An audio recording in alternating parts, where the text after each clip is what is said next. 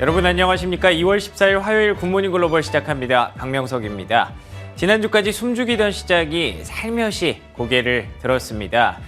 CPI 발표를 하루 앞두고 있죠. 그런데 물가에 대해서는 우리 자신감 있어 라는 듯한 그런 모습을 다시 한번 보여주면서 3대 지수가 동반 상승했는데요. 물론 보우만 연준 이사 계속해서 연준 위원들의 발언이 그랬던 것처럼 시장을 좀 견제하는 발언을 또 내놨습니다. 인플레이션 여전히 높고 지속적 금리 인상이 적절하다라고 얘기를 했습니다만 사실 시장 연준 크게 신경 쓰지 않죠. 다시 한번 그런 현상이 반복되면서 3대 지수가 모두 상승으로 마감할 것으로 예상이 되고 있습니다. 종목별로 차별화는 좀 일어나고 있습니다. 빅테크 기업들이 시장을 강하게 이끄는 모습이 있었지만 테슬라 같은 경우에는 8거래일 연속 상승, 조금은 지쳤을까요? 숨고르기 이틀 연속 조정이 나오고 있는데요. 물론 저도 물가가 좀 떨어질 것으로 예상을 하고 있고요. 많은 투자자분들이 아마 그런 기대를 갖고 있기 때문에 CPI가 발표되기 하루 전부터 이런 결과가 좀 연출이 되는 거겠죠. 그렇다면 얼마나 떨어져야 될까요? 혹은 조금이라도 높게 나온다면 우리는 어떤 전략으로 대응해야 될까요? 시나리오별로 전략 갖고 있어야 될 것 같습니다. 그럼 지금부터 저희와 함께 전략 고민해 보시죠. 화요일 굿모닝 글로벌 지금부터 출발합니다.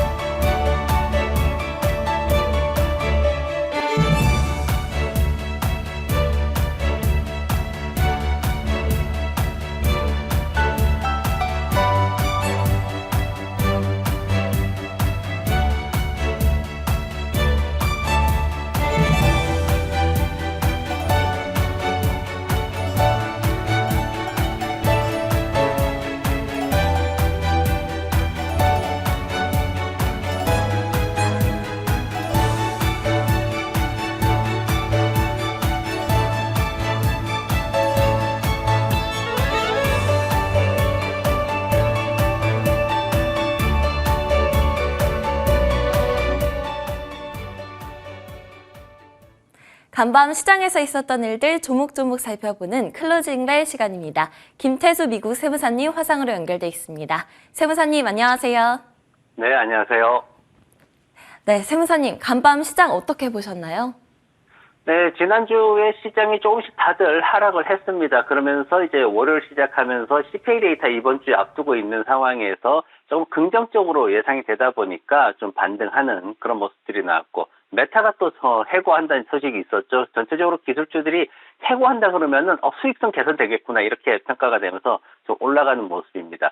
바우먼 총재가 나와서 얘기를 했어요. 이제 전반적으로 이제 경제 활동이 조금 둔화될 것이다. 노동 시장이 조금 더 뒤처질 것이다. 이런 얘기를 했습니다. 그러면서 이제 물가 안정을 위해서 이제 금리 올리는 게 필수적이다. 또 강조를 했죠. 사실 그동안 해왔던 얘기들 이제 지난주에 충분히 반영됐던 얘기들을 반복하는 수준이었기 때문에 시장에 그렇게 영향을 미치지는 못했습니다. 다만 이제 FED 워치 툴에서 지금 보고 있는 금리가 얼마나 올라갈 거냐 이 부분이 조금 상승을 했습니다. 뭐냐면 기존에는 4.5%, 4.75% 정도 올해 그 정도일 것이다라고 예상을 했는데 이게 한 단계 올라서 4.75에서 5%까지일 것이다. 지금 시장에서 금리 인상에 대한 부분을 지난주에 지수가 하락하면서 조금 올려잡는 그런 모습을 보였습니다. 그러면서 이제 이번 주에 여러 가지 이제 경제 지표들도 나오는데 소비자 물가 지수가 지금 화요일 날 발표가 되죠. 그리고 수요일 날 이제 소매 판매 관련해서 나오게 되고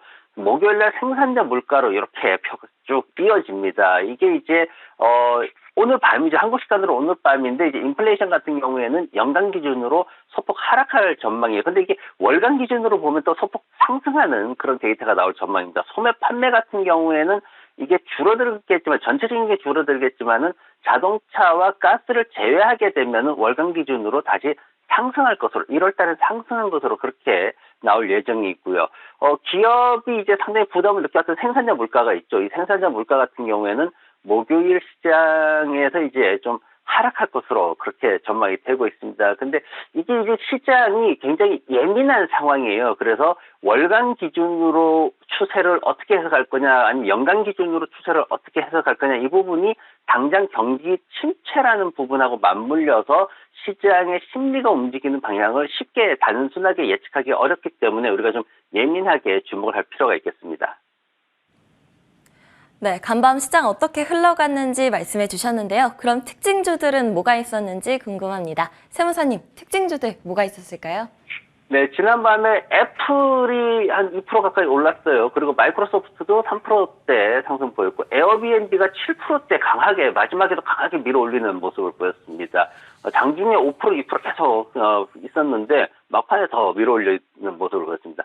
소렌토가 굉장히 많이 하락했는데, 이제 이 부분이 좀 주목이 됐죠. 사실 소렌토 한국 투자자분들도 굉장히 많이 투자를 했고, 그 유명한 매드머니 진행자 같은 경우에도 이 회사가 어마어마할 것이다라고 강력하게 얘기를 했었는데 그다지 좋지 않은 상황이 됐습니다. 그리고 최근에 테마주, 인공지능 테마를 이끌고 있던 C3 AI 이 회사 같은 경우에도 지금 데이터들이 이제 좀 나왔습니다. 근데 이 종목들 지금 애플 같은 경우에는 JP모건에서 나왔던 얘기가 뭐냐면은 이 회사가 인도 쪽에서 지금 쌀콤이라는 인도 회사가 이제 2020년부터 애플 일부 제품을 조금씩 만들고 있는데 지금 전체 애플에서 한 5% 정도 비중밖에 차지를 하지 않고 있거든요. 근데 2025년까지 25%까지 끌어올릴 거다. 그러면서 앞으로 지금 현재 12,000명 고용되어 있는데 25,000명을 더 추가로 고용을 할 거다. 이렇게 지금 분석이 됐습니다. 그러면서 JP모건에서 이걸 이제 굉장히 높게 평가를 하는 모습이 있었고 그러면서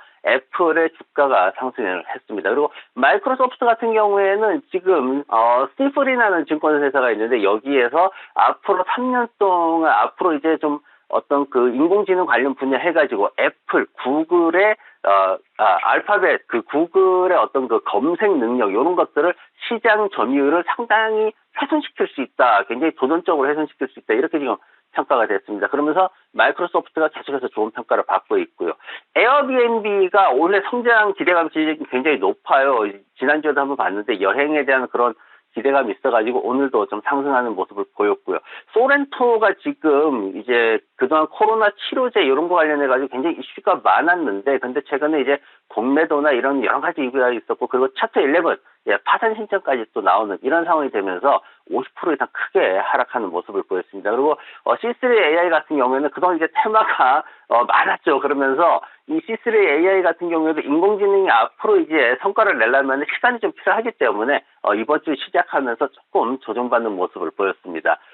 그리고 이제 제가 주목을 해봐야 될 차트를 하나 소개를 해드리면은 이제 변동성 지수, 빅스, 이 변동성 지수를 여러분들이 좀 주목을 하셔야 될 것 같습니다. 왜냐면은 이 빅스라는 거 지난 4월 달부터 해가지고, 제가 이제 빅스를 이 시간에 이제 분석을 하면서 이 빅스가, 결코 100% 이상의 등락률을 보이지 않을 것이다. 왜 그러냐면은 금리 인상이라는 변수가 그렇게 생겨버리면 빅스의 가격 변동은 그렇게 된다라고 말씀을 드렸는데 시장이 하락을 함에도 불구하고 100% 이상의 변동성은 나오지 않고 일정 구간을 반복하는 흐름을 예상했던 것처럼 그렇게 이어왔습니다. 근데 이게 지금 바닥에 와 있거든요. 17달러, 18달러 정도 바닥권 형성하면서 지금 다시 이렇게 조금 올라오려는 모습 보이고 있는데 이 지수가 만약에 추가 하락을 한다라면은 저점을 깨고 내려간다라면은 미국 경기 침체에 대한 우려가 사라지는 수준으로 굉장히 폭발적인 상승이 일어날 수도 있습니다. 근데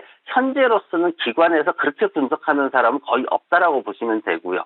근데 그렇다면 이제 다시 이 지수가 상승을 반복을 해야 되는데 시장이 하락 리스크를 매우 크게 가지고 있다. 심리적으로 변동성 지수가 굉장히 리스키하게 자리 잡고 있다. 이 부분에 우리가 좀 더 주목을 하면서 시장을 봐야 될 것 같습니다. 네, 빅스 지수 주목해봐야 한다라는 내용까지 짚어주셨습니다. 그럼 마감 지수들 확인해 보도록 하겠습니다. 3대 지수 모두 상승 마감했습니다.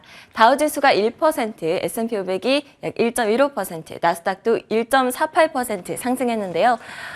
앞으로 오늘 밤에는 어떤 종목 확인해 보는 것이 좋을지 김태수 미국 세무사님께 여쭤보도록 하겠습니다. 세무사님, 오늘 밤에는 어떤 종목 짚어주실 예정이신가요? 저번에 금요일에 마이크로소프트 짚어주셨는데 이번에 3%나 올랐거든요. 그래서 오늘 짚어주실 종목도 기대가 됩니다.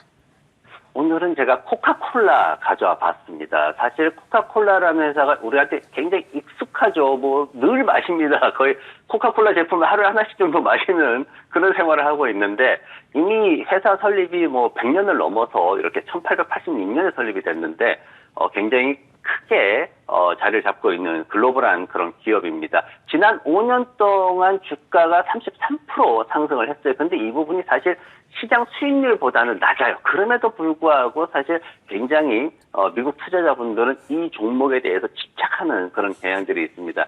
지난 5년 동안 보면은 EPS가 연간 17%씩 성장을 하는, 근데 주가는 6%씩밖에 성장을 안 했거든요. 이게 정말 아이러니하게 이게 성장은 좋은데 주가는 안 올라가는 이런 모습을 보여주고 있습니다. 투자자들이 좀 신중해지는 건지 아니면은 좀 소외되는 건지 사실 그런 부분들에 대해서 최근에 이슈들이 많이 생기고 있는데 그럼에도 불구하고 코카콜라를 집착하는 이유는 딱 한 가지 이유, 정확한 이유가 하나가 있습니다. 바로 제가 그 배당에 대한 표를 가지고 왔는데 보시면 아시겠지만은 이미 오랜 시간 동안 계속해서 우상향하고 있는 차트를 보실 수가 있습니다. 이 회사의 어떤 배당 상황을 한마디로 표현을 해주자면은 지난 60년 동안 배당을 상승을 시켜왔고요. 앞으로 60년 동안 배당을 더 상승시킬 것이다. 이게 정확하게 맞아떨어지는 기업이다라고 시장에서도 그렇게 평가를 하고 있고 그렇게 인식들을 하고 있습니다. 그래서 이 회사의 어떤 그 재무 구조나 이런 것들을 좀 보더라도 지금 3분기 재무 보고서에서 전반적으로 좀 강세를 보여줬거든요. 왜냐면은 지난해에 이제 물가 올라가고 이럴 때 우리가 얘기했던 게 가격 결정력이 있는 회사를 우리가 잡아야 된다 이런 얘기들을 했었는데 뭐 코카콜라 같은 경우에는 가격 결정력은 최고의 회사이기도 합니다. 그래서 매출이 10% 올라갔고요. 주당 순이익도 7% 증가하는 그런 좋은 모습을 보였습니다. 그러면서 이제 올해에도 한 14에서 15% 정도 매출이 성장할 것이다. 이렇게 좀 낙관적인 평가를 했고 거기에다가 그동안 좀 힘들었던 달러 강세 부분 이런 것들이 이제 좀 많이 완화됐기 때문에 그런 부분에 있어서도 효과를 볼 수가 있다 이렇게 또 평가를 했습니다. 그래서 재무적인 결과를 봤을 때 이제 배당 수익률을 3% 가까이 이렇게 좀 하고 있는데 다만 이제 최근에 이제 차트 나오고 이런 것들에 대해서 조금 우려하는 목소리들이 있어요. 보면은 애널리스트들이 지금 평가하는 것도 2월달 들어서 가지고 이제 녹색 구간 제일 오른쪽에 보시면 이제 녹색 구간이 매수 그러니까 강력 매수하는 부분은 4건으로 그대로 유지가 되고 있는데 매수하는 게 그 1월 달에 16건에서 7건으로 굉장히 빠르게 줄어들고 중립이 굉장히 늘어난 모습을 볼 수 있습니다. 그러다 보니까 시장에서는 주가가 좀 어느 정도 올라온 거 아니냐, 여기서 좀 조정받는 거 아니냐, 그리고 앞으로 2분기에 본격적으로 이제 금리 인상 효과 나타나면서 경기 침체가 발생하면은 이런 소비재가 바로 직접적인 타격을 받지 않겠냐. 이렇게 지금 얘기들을 하고 있습니다. 그래서 최근에 보면 이제 분기 실적 발표할 때 계속해서 기대치를 충족시키면서 시장은 이제 기대치보다 더 좋은 그런 실적들을 발표를 하고 있지만 실제로 애널리스트들의 기대치는 지금 현재가가 60달러 수준인데 지금 평균 목표가가 68달러 수준, 한 10% 조금 넘어가는 이런 수준에서 지금 기대치를 갖고 있기 때문에 크게 어떤 그 급등락하는 이런 모습은 보이지 않고요. 다만 그럼에도 불구하고 장기적으로 봤을 때는 이 회사에 대해서 배당이라는 것 하나만으로도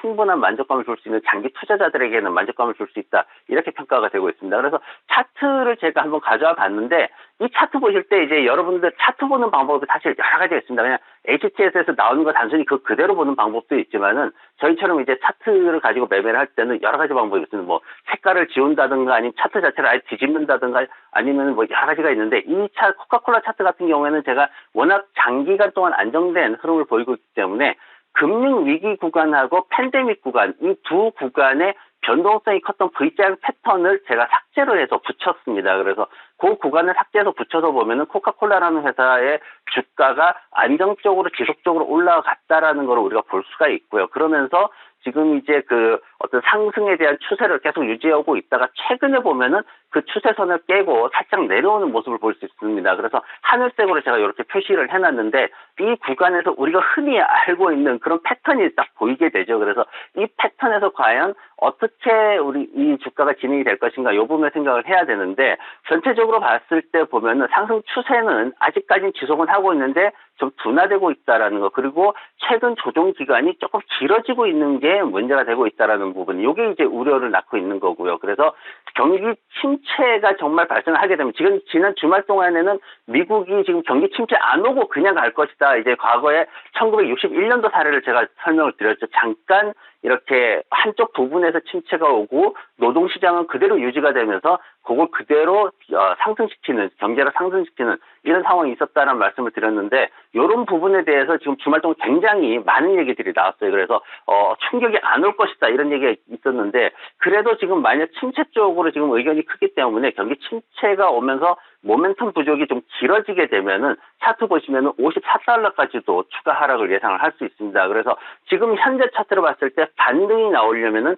2, 3주 안에는 강하게 이렇게 시장이 올라가는 그런 상황이 나와줘야지 같이 동반 상승할 수 있어서 그런 장기 상승 추세의 지속을 좀 기대를 할 수가 있는 상황인데, 전반적으로 이제 이 코카콜라의 어떤 장기적인 투자에 대해서 생각하고 있는 분들이 계시다면은 지금 서둘러서 매수하는 것보다는 조금 기다리면서 제가 보여드린 이 차트의 흐름을 비교해 가면서 매수 타이밍을 좀 장기적으로 분할해서 잡아가시는 게 더 효율적인 투자가 될 것 같습니다. 네, 주목해봐야 할 종목으로 코카콜라 짚어주셨습니다. 오늘 밤 실적 발표하니까요. 꼭 확인해 주시기 바랍니다. 지금까지 김태수 미국 세무사님과 함께했습니다. 오늘도 좋은 말씀 감사합니다. 네, 고맙습니다.